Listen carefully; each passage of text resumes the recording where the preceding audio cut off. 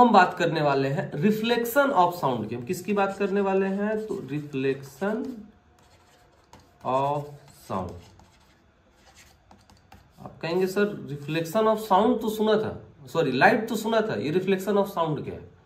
तो जैसे जो लाइट है ना वो क्या करता है, तो सर यहाँ पे ये एक सरफेस है, तो लाइट के बारे में हमने यही पढ़ा है कि लाइट जो है यहां से आई और इधर को निकलेगी,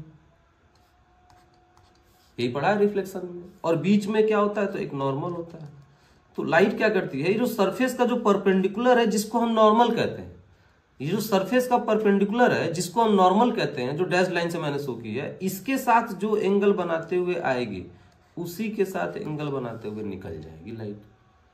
तो यही जो लॉ है ये सिर्फ लाइट के लिए नहीं, यहाँ पे साउंड के लिए भी अप्लीकेबल है। तो ये जो आई है और ये जो आर है ये सिर्फ लाइट के लिए नहीं अप्लीकेबल होगा, ये साउंड के लिए भी ये लॉ अप्लीकेबल होगा। तो ये लॉ क्या कहता है, तो ये लॉ सिंपल से एक बात कहता है कि जो इंसिडेंट है और जो रिफ्लेक्टेड है वो नॉर्मल से जो एंगल बनाए, मतलब angle I is equals to angle R. Simple सी बात है, 10 लाइन की एक बात कि angle I is equals to angle R.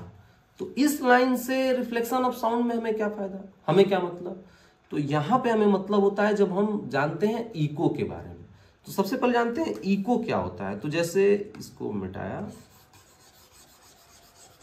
तो सबसे पहले हम क्या जानते हैं इको के बारे में। तो यहां पे है एक बंदा, ठीक है, यहां पे सामने एक दीवार है,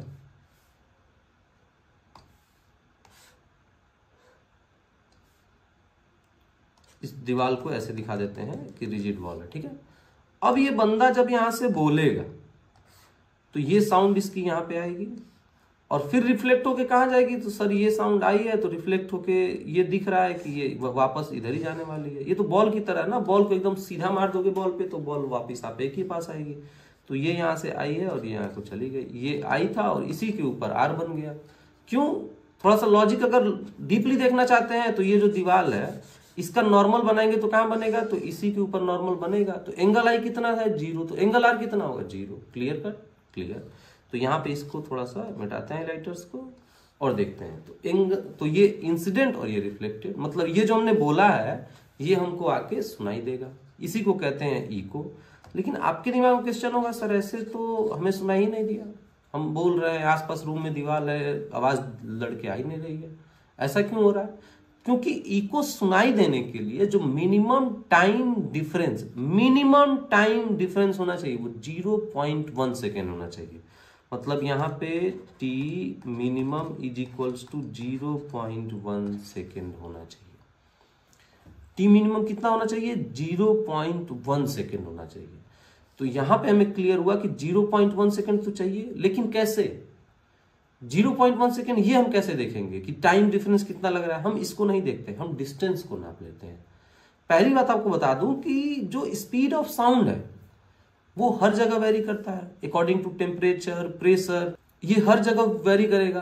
तो इसको हम साउंड को मान लीजिए इसको करते हैं इरेज यहां से और इसको करते हैं इरेज, यहीं पे लिख लेते हैं ऊपर इको, ये हम इको की बात करने वाले हैं यहाँ पे।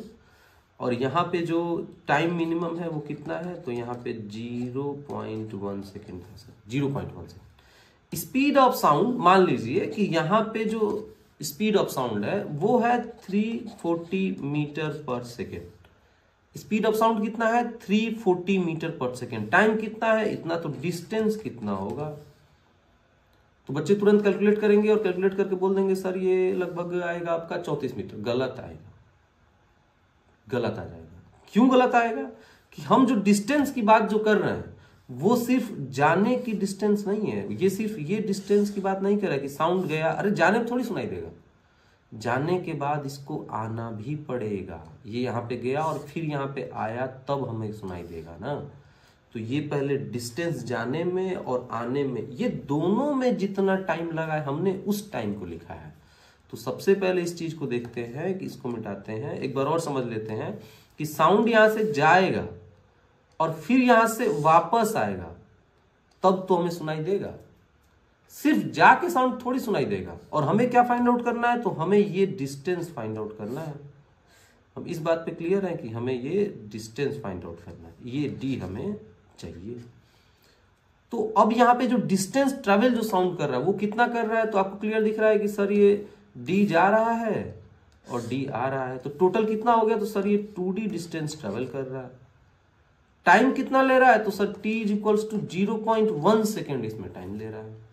अच्छा, वेलोसिटी इसकी कितनी, मतलब स्पीड इसकी कितनी है, तो 340 मीटर पर सेकेंड। अब लगाते हैं speed is equals to distance by time, तो यहां पे लिखेंगे speed is equals to distance by time. तो ये कितना आया, तो सर स्पीड है आपका 340, डिस्टेंस आपका है 2d और डिवाइडेड बाई टाइम 0.1, तो ये इधर चला जाएगा, तो 340 into 0.1 divided by 2 is equals to D, यही आया आपका। तो ये कितना आएगा, तो सर ये 0.1 इसको खा जाएगा, ये 2 और ये 17 बार हो जाएगा, ये D is equals to 17 metre answer आएगा। तो क्या हम ये मान सकते हैं कि जब डिस्टेंस 17 मीटर हो या उससे ज्यादा हो तब हमें इको सुनाई देगा? नहीं मान सकते।